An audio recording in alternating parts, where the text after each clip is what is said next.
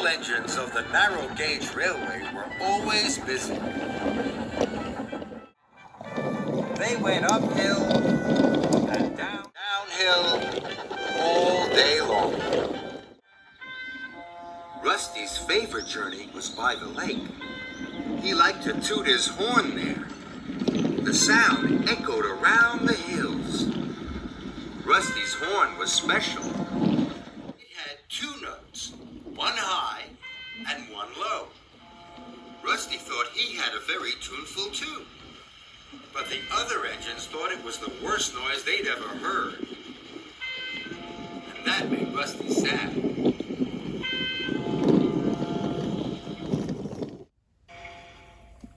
One morning, the narrow gauge controller, Mr. Percival, had a special announcement to make. Sir Topham and Lady Hat are to visit our railway this evening, he said grandly. This is a very special occasion, so a brass band is coming to play for them, Mr. Percival added. The engines were very excited. But Rusty was most excited of all. He loved the sounds of a brass band. There was a lot to do. Scarloli and Rheneas brought tables and chairs. Duncan and Peter Sam brought apples and pears from the orchard. And Rusty was to take the brass band on a tour of the hills before the concert.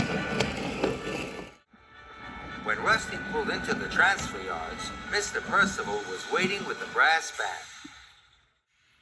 Rusty couldn't help but toot his horn, high and low.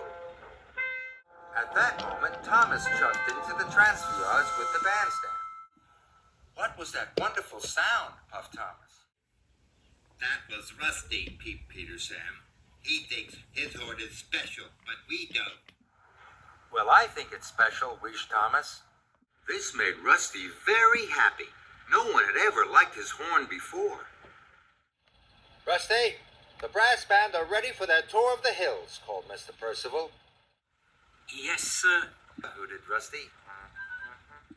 The brass band was soon on board, and Rusty pulled Quickly out of the station.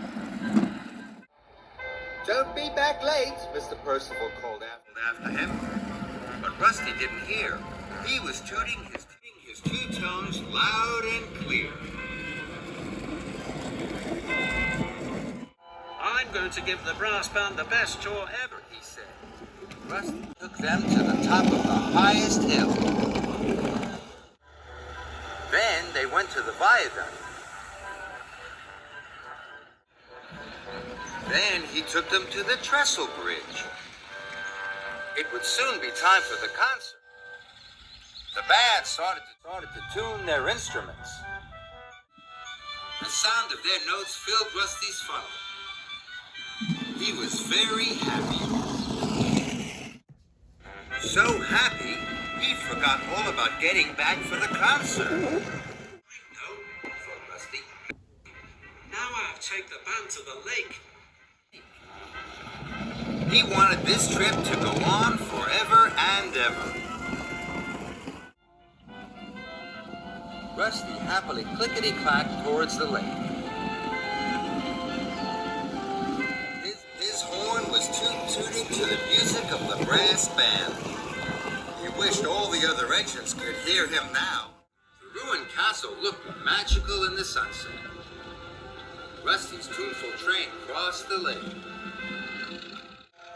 Then there was trouble. Rusty shuddered to a stop. Rusty had made a terrible mistake. He had gone too far, and he had run out of diesel oil. Now the brass band wouldn't get back for the concert. This was a disaster. Thomas chuffed into the transfer yards with Sir Topham Hatt and Lady Hat. Mr. Percival looked very unhappy. Rusty had not returned with the brass band. Everyone was very worried. The band leader was very worried too. How will anyone know where we are? He asked Rusty. Suddenly, Rusty tooted very loudly. If you all play and I toot my horn very loudly, our sound will echo all the way down to the yards, and everyone will know where we are. The band leader was happy. He waved his baton. 1, 2, 3, he called. The band started to play. And Rusty tooted his two tones louder and prouder than ever before. Thomas was the first to hear the sound. That's Rusty, he puffed. On the brass band, Duncan shuffled. Everyone listened. They could hear Rusty's two-tone horn echoing down the valley. They must be in trouble, whistled Thomas. Follow the sound of Rusty's horn, Thomas wished. Then you'll be able to find him. If the brass band is with Rusty, said Sir Topham Hatt, we'll have the concert there. Everyone thought this was a wonderful idea, especially Mr. Percival. The brass band played as loudly as they had ever done. Rusty was sure the whole of Sodor could hear them. Then he saw engine lamps coming towards them. Rusty was so surprised. All the engines were arriving at the lake. None of them was telling him to be quiet. We have come to hear the concert, boomed Sir Topham Hatt. We heard your horn, puffed Peter Sam.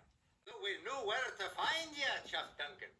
Because you have the most special sounding horn of all, whistled Louie. I shall never be shy about my special horn again. Rusty tooted. Let the concert begin. All the engines blew their whistles, and Rusty tunefully tooted his two-tone horn loudest of all.